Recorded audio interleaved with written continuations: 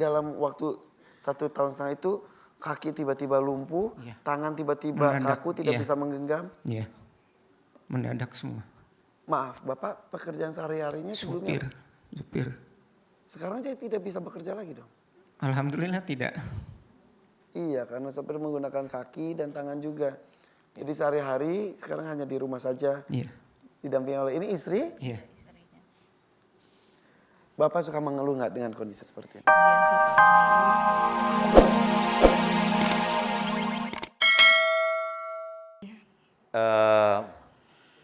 Ini kalau ibu ingin sembuh, makhluk yang memang di tangan ibu harus dilepas. Apakah ibu sering jengkel? Saya tidak tahu persis nih. Ibu ini sakit di punggung ini setelah menikah atau sebelum menikah? Setelah menikah. Setelah menikah. Oh, ini. Kenapa oh? Berarti gini nih. Kayaknya nih, ini kayaknya loh ya. Bu harus jujur loh ya. Kayaknya ya, ini suami itu kadang-kadang kalau disuruh sesuatu yang baik nggak mau, malah marah. Betul nggak sih Bu? Kayaknya enggak sih Ustadz. Bener nih. Justru suami insya Allah mengingatkan untuk kebaikan. Mengingatkan gitu. kebaikan. Tapi ibu jalanin atau ibu Ya, jengkel? insya Allah jalanin. Insya Allah jalanin. Saling. Karena yang saya amati ini makhluk ini dari keluarga aja. Gitu. Tapi punten bisa ngomong lagi Ustadz. Silakan Iya. coba mangga.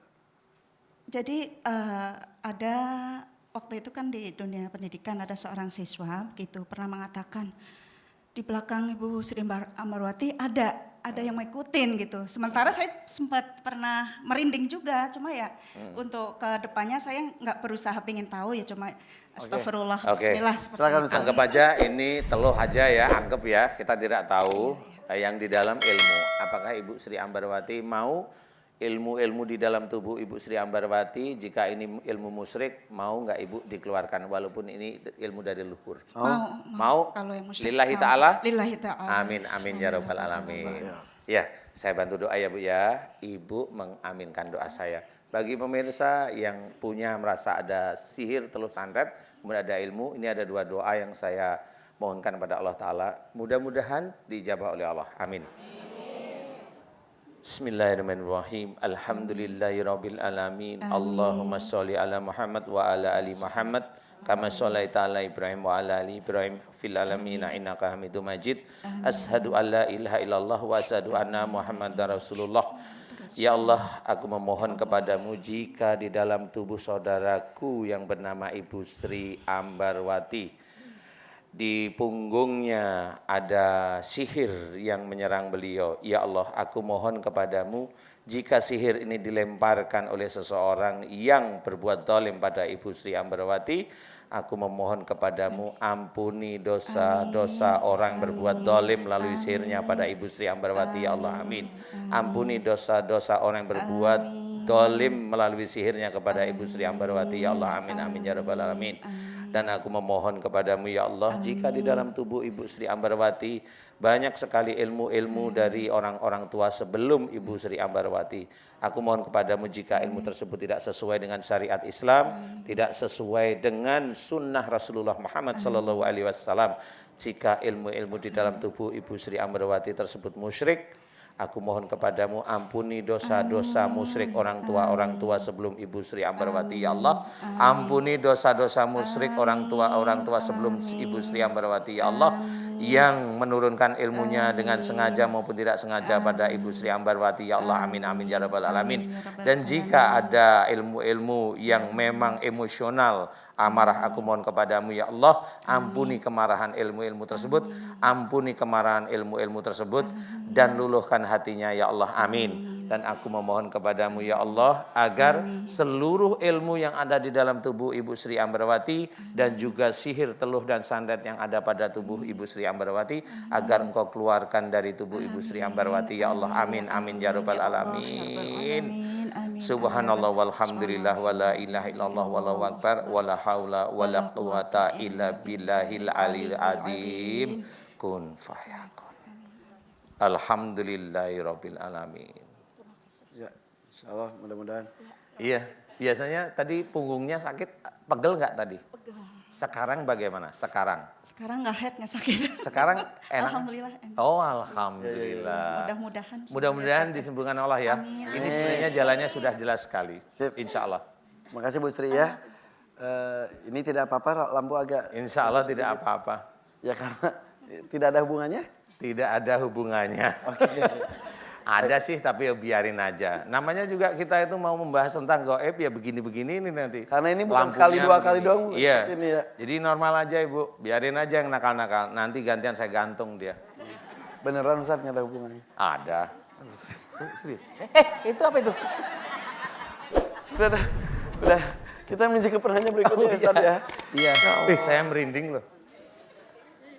Ustaz jangan gitu. Iya serius. Ya udah. Yuk pernanya aja yuk. Pernanya dulu ya. Saya tertarik dengan Bapak yang menggunakan kursi roda di sini. Boleh Pak ya? Ya. Boleh ketemu dulu, kenalan dulu. Silakan Bapak. Assalamualaikum warahmatullahi wabarakatuh. Waalaikumsalam warahmatullahi wabarakatuh. Perkenalkan, nama saya Wahyudi dari Tangerang, Pak Ustadz. Pak Wahyudi. Iya. Silakan Pak Wahyudi. Saya mau curhat sebentar, Pak Ustadz. Iya. Saya mengalami istilahnya kelumpuhan udah 1 tahun.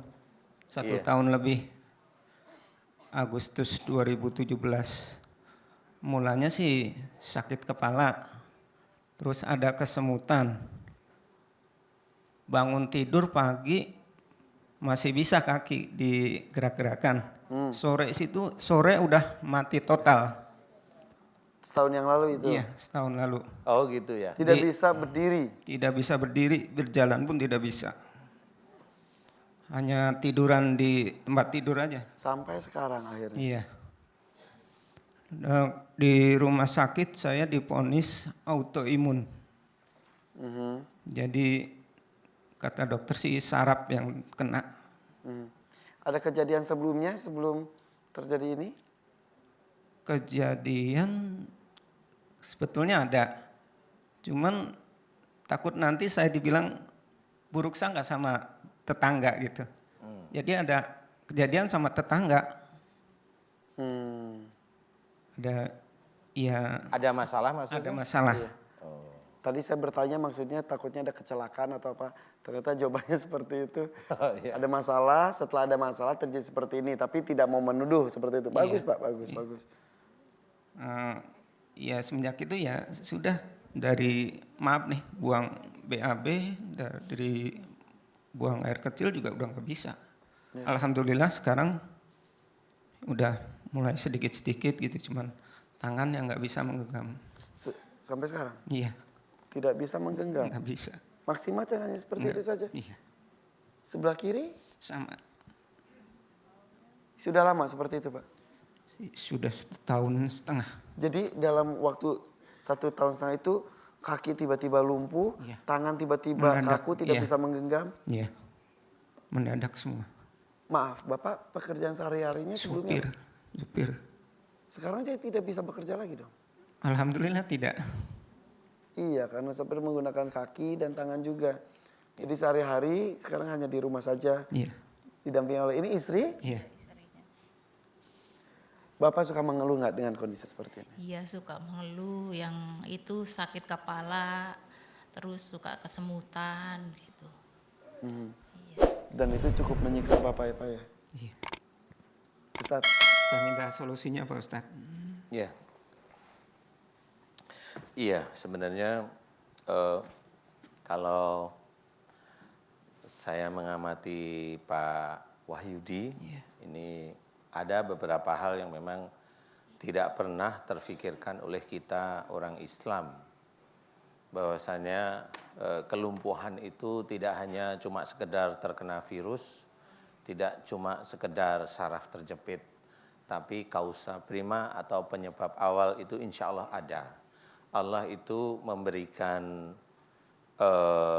hasil seperti ini musibah atau ujian seperti ini sebenarnya ada sebabnya. Jadi sama seperti apa yang ada dalam salah satu firman Allah Ta'ala, wa ma asabakum min musibatin fa bima kasabat aidikum. Apa saja musibah yang engkau terima disebabkan dari buah tanganmu sendiri. Berarti musibah yang kita terima sebenarnya dari kesalahan dan dosa kita. Cuma orang Islam khususnya jarang yang tahu dosa yang mana. Ya. Karena banyak saudara-saudara kita itu merasa tidak pernah dosa. Jadi kalau sakit dianggap itu dosanya diampuni oleh Allah Ta'ala. Padahal ayatnya sudah jelas. Wa ma asabakum min musibatin fabima kasabat aidikum. Apa saja musibah yang engkau terima disebabkan dari buah tanganmu sendiri, berarti salah dan dosa.